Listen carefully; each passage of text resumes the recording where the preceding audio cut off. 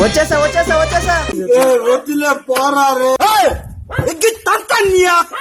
పొద్దున్నే నడుచుకుంటూ మా నాన్నకి టిఫిన్ తేవడానికి అయితే బయలుదేరేసాను గురు. బైక్ మా అమ్మ డ్యూటీకి కలిపింది గురు. బజార్కి వెళ్ళి మా నాన్నకి టిఫిన్ అయితే తెచ్చిచ్చేసాను గురు. ఇంతలో మాలలో ఆర్డర్ ఉన్నాయని చెప్పి పూలు అయితే తెచ్చిచ్చేసారు గురు. మనకు అన్ని పెద్ద మాలే ఆర్డర్ వచ్చాయి గురు. అది సరే గానీ నేను వేసే డిజైన్ మీకు నచ్చిందని ఒక్క కమెంట్ చేయండి గురు చాలు. ఓపిక్ గా కూర్చొని వేయాలంటే చాలా కష్టం గురు, నడుములు పడిపోతాయి.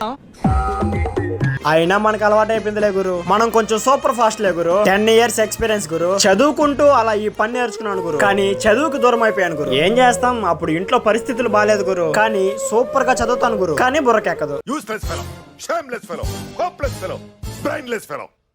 ఇంతకీ నువ్వు ఎంతవరకు చదువుకున్నావు అంటారా? 10 వరకే గురు. ఆ 10 కూడా పూర్తిగా పోలా. కానీ ఇప్పుడు అనిపిస్తుంది గురు, చదువుకుంటే నా ఫ్యూచర్ ఎంత బాగుండో అని. ఈ ఆలోచించేది చదువుకునే రోజులు ఆలోచిస్తే మంచి డిగ్రీ అయినా వచ్చేది. సర్లే కానివ్వండి గురు, చదువు లేకపోతే మంచి తెలివి ఉంది కదా.